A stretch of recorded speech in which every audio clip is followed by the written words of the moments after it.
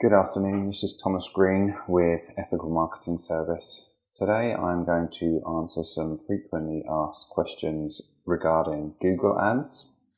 And the first question is, how do I know what to spend on Google Ads?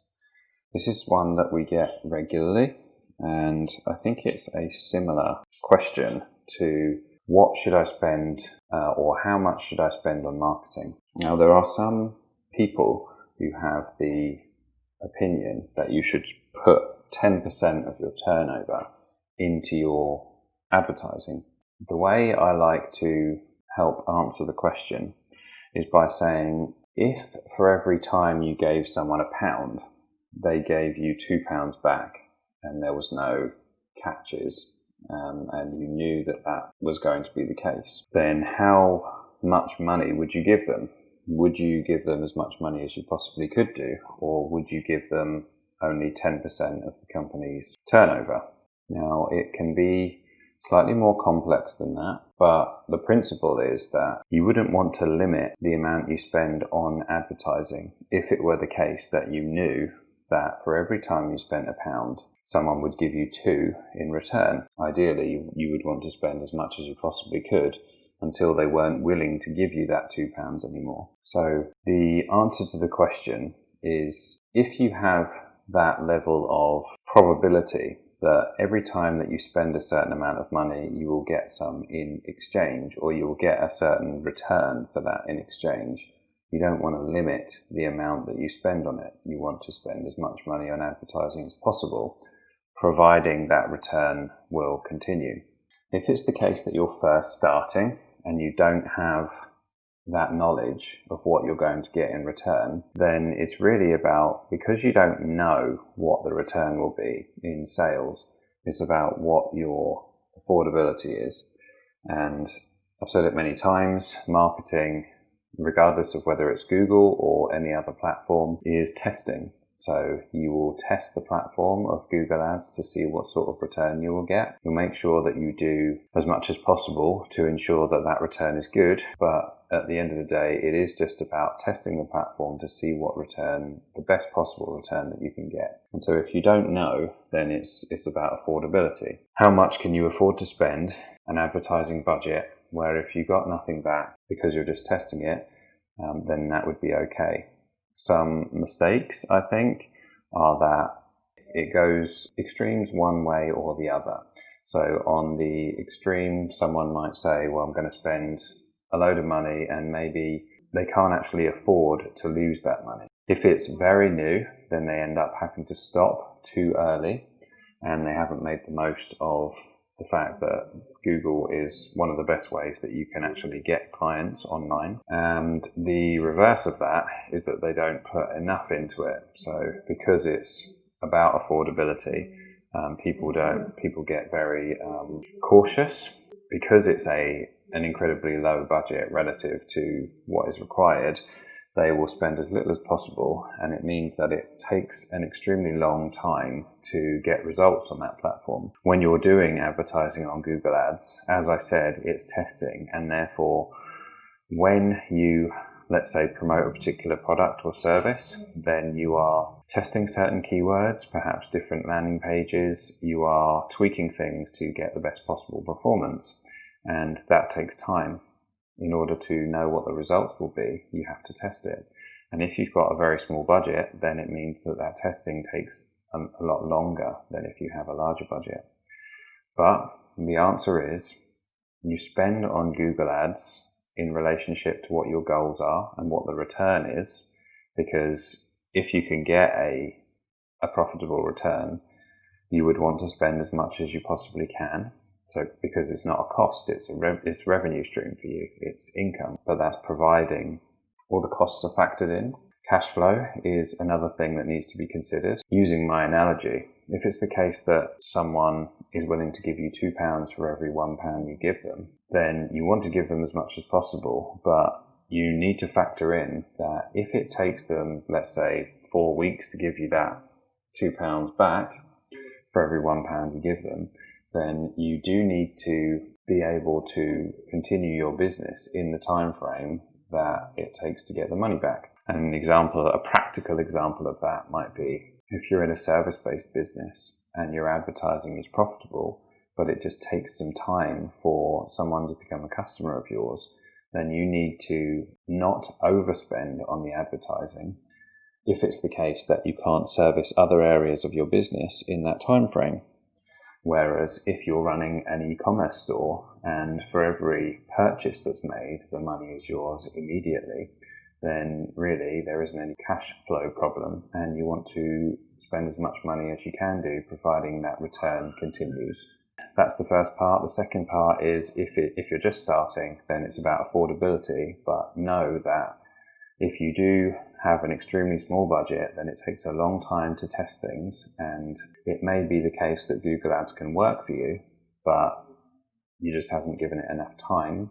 And if you spend too much, then it just means that you're unable to continue. And in both instances, Google Ads can be a profitable way to get clients for you, but it needs to be sustainable. So a lot of the time when we're first starting with a client, the ones that don't work are the ones that stop too soon. You know, if it's 1 month, if you give someone 1 month to get the results for you, then it is possible that that can happen. But these things take time, and it can be the case that Google Ads can work, but if you stop after a very small time period, then you actually don't really learn very much at all. Next question is, what's better, Google Ads or Facebook ads? And the answer is they can both work, and they can both work very well, regardless of the business that you're in. But if you use standard advertising, let's say you just put out an ad and you send it to a standard templated website, there can be differences in performance between those two, and it depends which industry you're in, which business that you operate in. So if you're to give you a concrete example, if you are targeting, let's say, individuals who their profession is that they're dentists, for example. Now, if you were targeting consumers, then Google Ads would work great for you. If you were a dentist and you are looking to get consumers for your dentist practice, then that's a great way for you to advertise. If you are targeting people who are dentists in that profession, then Facebook has good targeting for that, but Google Ads doesn't necessarily have great targeting for that particular category. But in both instances, if you're skilled at the platforms, then you can make either platform work, but you just need to know that you can't just do standard advertising. So Google and Facebook, I think, can work for any business, but there's a higher probability that it will work for you based on the targeting. So the answer is, in summary to the question, it depends what business you're in, and it depends how good you are at getting clients through that platform. If you spent a lot of time and you have a lot of knowledge using these platforms, then I think that you can get results from them regardless. But if you don't spend a lot of time on it and you have a standard website, then it depends what business you're in. It also depends on how good your marketing knowledge is. So I've made a distinction in the past, which is the difference between push and pull marketing.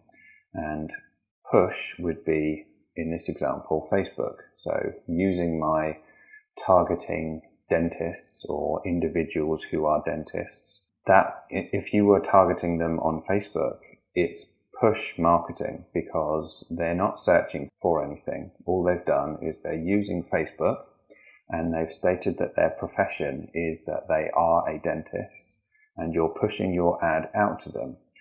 And when you compare that to Google, where an individual is searching for a particular service, like I want to go and get my teeth done, or I need a dentist into Google's search engine, then That's more like pull marketing, because they're specifically asking for a service and you're getting in front of them and you're saying, we do that service.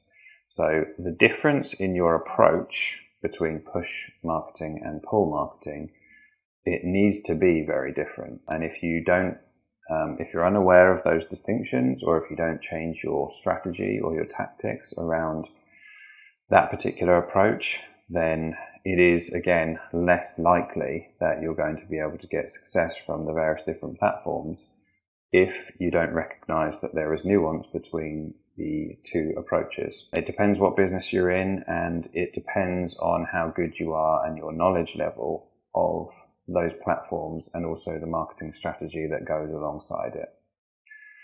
Next question is, can you record calls in Google Ads? As of right now, you can track calls in Google Ads. And so my answer, I'm in the UK, and currently you can track calls from Google Ads via call extensions and then also on site. But in beta at the moment, in the US, you can record calls from within and you can play those calls from within the Google Ads interface. Now, when Google Ads rolls out a feature like this, often it's the case that they start it in the US and then they roll it out to other countries that use Google Ads, like the UK and other countries. So as of right now, it's just in the US, it's a feature in the US, but most likely it's going to be rolled out. If it's successful in the beta, it will be rolled out to other countries. And I think maybe some call recording companies will be quite unhappy with this. But the good thing about Google Ads adding this particular feature is that it's free. So you basically get to record calls and you see the standard and quality of those calls from within the interface. And it's another way of providing evidence that Google Ads is or isn't a very good platform for you to market on. Although it's the case that you can track conversions and you can track calls, it's less frequent now, but it is still occasionally the case that clients are unaware whether or not Google Ads is a beneficial platform for them to be spending money on. And if it's the case that you can actually log in and listen to the calls that were generated by Google Ads, it makes it that much more convincing whether it is or it isn't working for you. Now, there are a couple of caveats, and that is that in order to listen to the calls, you do need to be an admin on the account, and you can't download the calls and send them to someone else. So you need to be an admin and you can't download them. But other than that, at the moment, they're testing it out in the US, and I fully expect that if it goes well, that it'll be rolled out to other countries, because I think it is a very beneficial feature. Next question is, what's more important in Google Ads, ad position or number of conversions, or both? It is the case that ad position can influence the number of conversions, but it's almost always the case that number of conversions, or the quality of those conversions, is more important to a business than ad position. Previously, it's the case that where I've worked with companies where they're particularly keen on ad position, meaning they want to see their ad in a prominent position on Google's search engine, but they also want the number of conversions and the quality of conversions more. They view that as more important, but often tie them together. And it may be the case that the higher up the page that you go, meaning the closer you are to the absolute top of Google's search engine, the more conversions or the quality of conversions goes up. But often it's the case that depending on which keyword you're ranking for or which search term, you don't want to be top for every single different keyword. In some instances, you want to pay less for those keywords or search terms, and in others you want to pay more. And so the ad position is very much dependent on the advertising performance.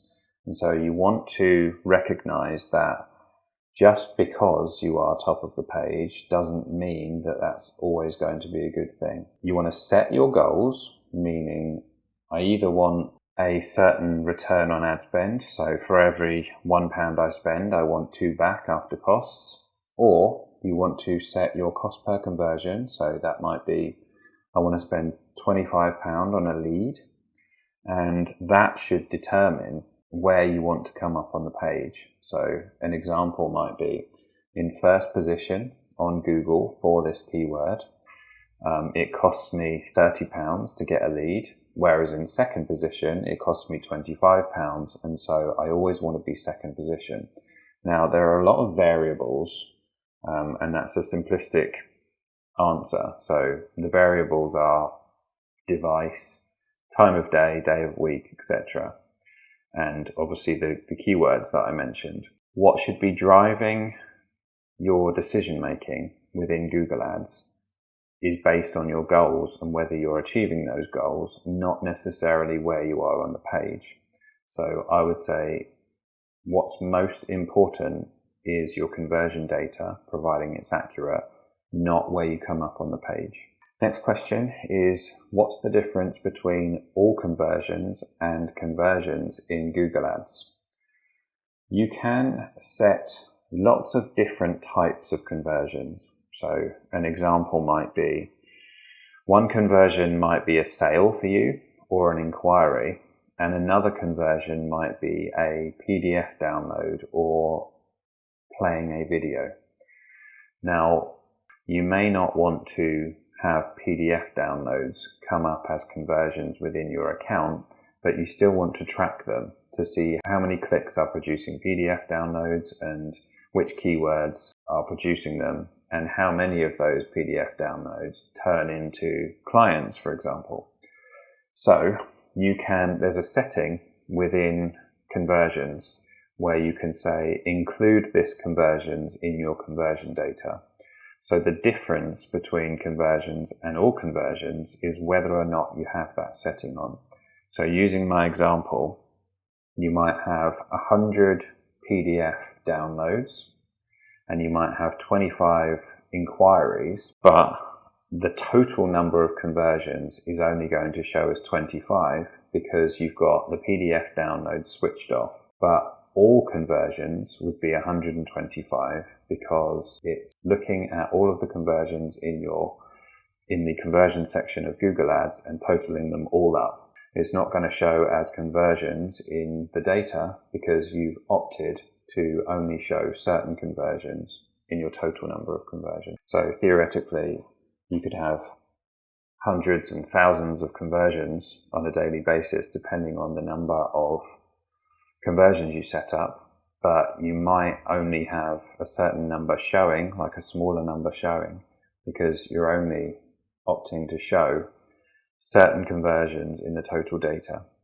There are also automatically generated conversions called hosted conversions through Google, and they also count as all conversions, but they don't show up automatically as conversions. In summary, to that question, I would say that you can track an awful lot of things in Google using the conversion section of Google, but not everything is going to show in conversions reporting, in the reporting section of conversions. It's up to you what you include in there.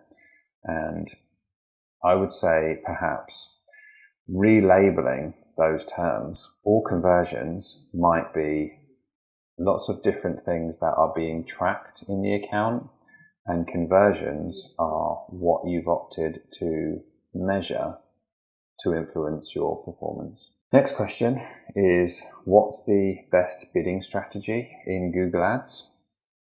The best one is going to be based on what type of business you have, and then also what your goals are.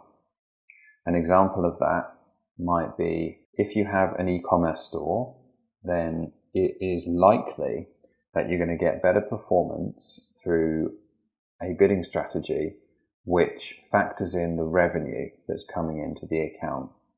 Whereas if you've got a service-based business, you're not going to have revenue as such coming into the account. It's going to be an inquiry that you're looking for, and therefore it would be a cost per conversion bidding strategy for you.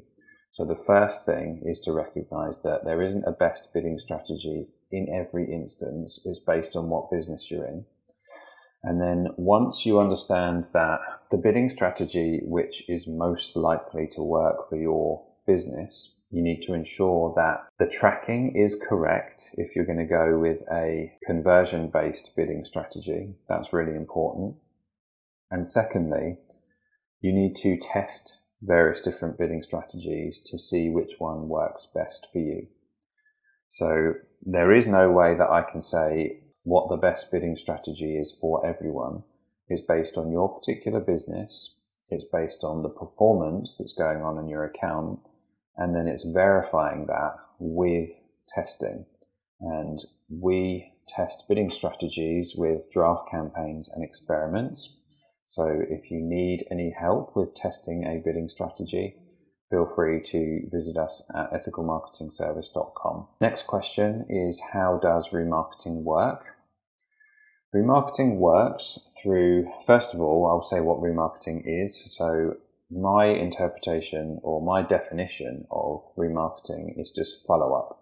So in the way that someone might email you and then you respond to them, but you don't get a response back, you might send them another email a few days after and maybe call them a week after that. That's follow-up. Now, that's an analogy for remarketing, because if someone comes to your website, let's say they click your ad and then they go to your website but they don't convert, they go on a list because you've got code on your website, and the code tracks them as a user, and then based on the fact that they're on that list, they then get shown ads which you can choose within your account, and they follow up by showing ads to that user. There's a minimum list size, so you need a minimum number of people on your list. You don't get to see any information about them, so it's just a campaign that you set up for all the people that have gone to your website, and then they don't convert, so you get to follow up with them by showing them ads that you determine. And it can be based on previous behavior. So you can say, I want to show ads to people who have reached a particular page, or for e-commerce, the lists which are generated are particularly good because they're based on viewers of a particular page, they're based on products that people looked at, and whether they abandoned the basket, and also converters. So remarketing works by people going on your website and then they get followed up with using ads that you determine within your account. And often it's the case that if you haven't used remarketing, if you haven't tested it, that there are additional conversions that you can get by introducing remarketing. One thing to watch out for is often it's the case with display and perhaps, well, all types of remarketing campaigns really. Automation is added by default, and remarketing performs differently than campaigns that have automation on. So if you want to find additional people who are like your website visitors, that's fine. You can have that in a particular campaign, but I would separate it from normal remarketing campaigns. Next question is, why don't you get clicks for 1p on Google Ads even though no one else is bidding? This is something called the ad rank threshold, and Google looks at particular terms and notes that they are similar to other terms. So we do PPC management, and let's say a keyword, which is PPC management, let's say that's £20 per click, which is not too far away from what it actually is. And let's say no one is bidding on the term Facebook PPC management. You would expect that if no one else is bidding on that term, that you could get a click for 1p through Google Ads. But because Facebook PPC management is similar to the term PPC management, they will look at that term, notice that it's similar to the other one, and they will basically say, well, this keyword is similar to that one, and so this keyword should also be somewhere around the region of £20. In summary to the question, it's based on something called ad rank threshold, and if a keyword is similar to another one, that's where they get the data from in order to determine what businesses should be paying for particular keywords. Next question is, where has average position gone in Google Ads? Average position was an issue when mobiles were introduced because you need to be either first or potentially second in order to show properly on a mobile device. So if you're, say, third on a mobile device, then really you're not anywhere near, you're basically below the fold. You have to scroll down, you're at the bottom of the page for a mobile device. Whereas if you're third position on a desktop, that can be okay. You can do quite well from that. So instead of using average position, also shopping campaigns really didn't work with average position at all. So Google Ads did away with average position, and instead it's a percentage. So what percentage of the time are you number one position, which is absolute top impression share, and then top impression share. So what percentage of the time are you first, and what percentage of the time are you top of the page? So instead of thinking about whether you're 1.0, 2.0, 3.0, think about it as what percentage of the time are you top of the page and what percentage of the time are you first. Average position has gone, it's no longer a relevant metric. Now you need to start thinking of it as a percentage. Next question is, what are Google Ads smart campaigns? Google Ads used to have something called AdWords Express, and it was a simplified version of Google AdWords. And you would basically punch in your domain and what you did as a business and your budget. And Google AdWords Express would do most of the work for you, basically. It was a simplified version. You didn't have to go to many settings or basically look at any keywords. It was done for you. Google did away with Google AdWords and Google AdWords Express and made the new version Google Ads.